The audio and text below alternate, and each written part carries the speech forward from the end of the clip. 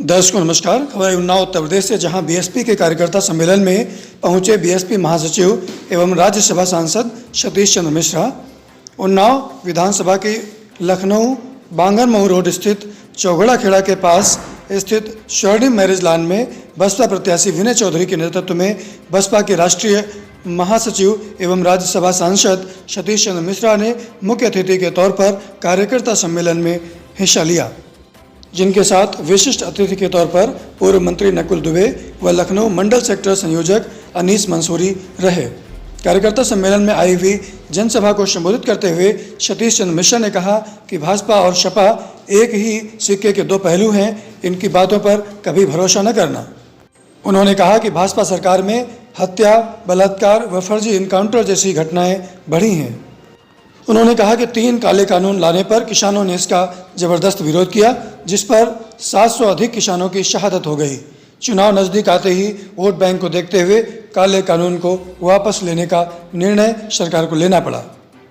उन्होंने कोरोना काल को याद दिलाते हुए कहा कि सैकड़ों किलोमीटर गरीब महिलाएं पैदल चलकर अपने प्राण त्याग दिए। सपा सरकार गुंडों की सरकार है, बसपा सरकार हर जाति धर्म की सरकार है, इस तरीके से कहते हुए उन्होंने जनसभा को संबोधित किया। उन्होंने अपनी पार्टी की सरकार की उपलब्धियों को गिनाते हुए कहा कि बसपा सरकार में शिक्षा, इंजीनियरिंग कॉलेज, गांव के समग्र विकास आदि के ऊपर ध्यान दिया गया था। इस मौके पर बसपा जिलाध्यक्ष मिथिलेश पंकज गौतम, विधानसभा प्रभारी व प्रत्याशी विनय चौधरी, सत्येंद्र बाबूलाल, मोहम्मद मुअज्जम अली, आलोक जायसवाल सहित सैकड़ों की संख्या में लोग मौजूद रहे। मोहान उन्नाव से संवाददाता पंकज शुक्ला की रिपोर्ट, एंग्लो इंडियन न्यूज, शश की तह तक। क्या पूछना सर 2007 में आप सोशल इंजीनियर के फार्मूले के साथ यूपी में आए थे, सरकार बनाई थी। इस बार कौन से फार्मूले के साथ यूपी में आ रहे हैं? हम लोग का जो फार्मूला सर्वजन हिताय सर्वजन सुखाय का आज भी है, पहले भी था, आज भी रहेगा। और उसी के तहत में, और जो आज पूरे प्रदेश में जिस तरह से दहशत फैली हुई है और माहौल है, गुंडागर्दी, माफियागर्दी, सब चीज़ें खुल के चल रही हैं, तो और जहाँ लोग बेरोजगार हैं, किसान भी परेशान हैं, मर रहे हैं, महिलाएं आतंकित हैं, तो इन सबको दूर करने के लिए और बहन मायावती जी को उत्तर प्रदेश का 5वीं बार मुख्यमंत्री बनाने के लिए आपने देखा कितना उत्साहित हैं लोग। इसी तरह की सभाएं, हर सभा में लोग उतना उत्साह दिखा रहे हैं और ये साफ जाहिर हो रहा है कि अब की बार आने वाले चुनाव में 2022 के बहन मायावती जी उत्तर प्रदेश की 5वीं बार मुख्यमंत्री बन के आ रही हैं। सर टीटी पेपर जो लीक हुआ है, उसमें बिहार की बीजेपी विधायक के भाई की संलिप्तता सामने आई है, क्या जो टीटी का पेपर? देखिए, टीटी का ये कि एक को पकड़ लीजिए, 2 को दिखा दीजिए पकड़ लिया, इससे पूछने है तो शासन की जिम्मेदारी। शासन को देखना चाहिए किस तरह खिलवाड़ हुआ इन बच्चों के साथ में, जिन्होंने अपनी पूरी तैयारी की इम्तिहान नौकरी के लिए और उसके बाद पर्चा आखिरी में लीक हो जाता है। इसके ये पहली बार नहीं है, नलकूप में हुआ, किसमें नहीं हुआ। इस पेपर को लीक कराने में सरकार की साजिश, सरकार के लोगों? देखिए, पेपर तभी लीक हो सकता है सरकार की कोई साजिश हो और ऊपर से कुछ लोगों की साजिश हो, तो साफ जाहिर है।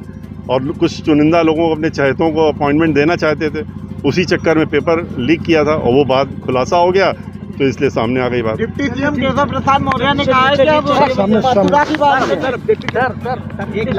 अरे वो हो चुका है, वो पुराना हो गया, वो पुराना हो। सहयोग से उन्होंने सरकार बनाने का काम किया। ये अंदर से अभी भी मिले हैं, पहले भी मिले रहते हैं, और इसीलिए एक दूसरे के, एक सिक्के के 2 पहलू हैं और एक साथ रहते हैं। और ये हम लोगों को इनका मालूम रहना चाहिए कि ये एक, अगर ए टीम है तो दूसरी उसकी बी टीम है, ये बिल्कुल साफ है।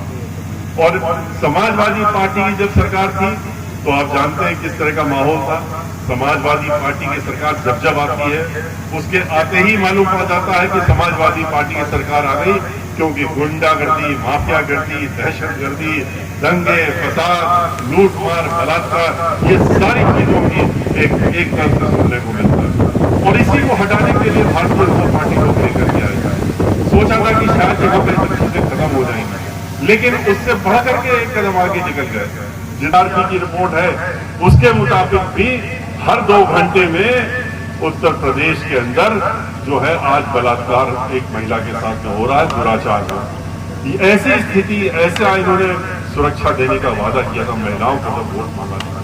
किसानों को देख लीजिए, किसानों की आमदनी 2 गुनी करने की बात कही थी। 2007 और 12 के बीच में 125 रुपए से बढ़ाकर 250 रुपए गन्ना का मूल्य देने का काम किया था, 2 गुना करने का काम किया था। इन्होंने तो 2 गुना वादा किया, लेकिन 5 रुपए बढ़ाने का काम किया। 5 रुपए गन्ने का दाम हर साल बढ़ाने का काम इन्होंने आखिर में वो भी किया जब सरकार जाने का नाम आ गया। जमीन चाहिए, इन्होंने कहा ठीक है। 3 काले कानून बना दिए इन्होंने। ऐसे 3 काले कानून बनाए जिसमें कि किसान की जमीन का जिंदगी उनके ठेकेदार और उद्योगपतियों के पास चली जाए, उसके पास वापस आने वाली नहीं। किसान इस बात को समझ गया, समझा तो उसने आंदोलन किया, पूरे देश में आंदोलन किया। बहुजन समाज पार्टी पार्लियामेंट के अंदर भी और पार्लियामेंट के बाहर भी उनके साथ इस आंदोलन में शरीक थे। हम लोग कहते रहे, किसान कहते रहे, पार्लियामेंट में भी कहते रहे कि ये कानून खराब है, इनको वापस लीजिए, वापस लीजिए, पर इन्होंने कोई वापस लेने का नाम नहीं लिया। 14 महीने जब हो गए, 700 से ज्यादा किसानों की बलि चढ़ गई, शहादत हो गई उनकी। इन काले कानूनों को वापस लेने के उद्देश्य से जो आंदोलन कर रहे थे, उनके 700 से ज्यादा लोगों की जान गई, पर इनके ऊपर कोई असर नहीं। अब कब वापस लिया है? वापस लेने का काम तब किया है कि जब चुनाव आए। दरवाजे से अपने घर आते हैं, भारतीय जनता पार्टी के एमएलए अपने घर में जब जाना होता है, क्योंकि लोग इंतजार कर रहे हैं इनका कि ये कब आए और कब। खुलासा कर दिया इनके एक गवर्नर साहब ने भी और 2-3 मंत्रियों ने भी कि ये कानून आशीर्वाद दिया, उसके लिए सबका तहे दिल से मैं स्वागत और अभिनंदन वंदन करता हूं। माननीय मुख्य अतिथि जी ने अभी आपका मार्गदर्शन किया, पार्टी की नीतियों के बारे में बताया। आगे चुनाव के 2 महीने बचे हैं और चुनाव में हम लोगों को मेहनत करनी है और दिन रात मेहनत करनी है, क्योंकि जब हम लोग संघर्ष और मेहनत करेंगे तभी 2022 में बहन कुमारी मायावती जी को उत्तर प्रदेश का सीएम बना पाएंगे। भाइयों, जो प्यार इसने मुझे दिया है, आप लोगों ने आशीर्वाद दिया है, मैं आप लोगों से इतना निवेदन करता हूं कि मुझे एक मौका दीजिए, अपना भाई समझ के, अपना साथी समझ के इस महान विधानसभा का नेतृत्व करने का, कि जो सहयोग आपने मुझे 11 तारीख को दिया था, वही सहयोग हम चाहेंगे, आशीर्वाद चाहेंगे कि अपने छोटे भाई को भारी मतों से महान विधानसभा जिताकर भेजने का काम करेंगे। भाइयों, बहुत समय हो गया है, मैं आपका समय ज्यादा नहीं लूंगा। यहाँ पर जितने लोग आए थे हमारे कार्यकर्ता महान विधानसभा का, मैं सबका हृदय से आभार व्यक्त करता हूँ, बहुत बहुत धन्यवाद देता हूँ।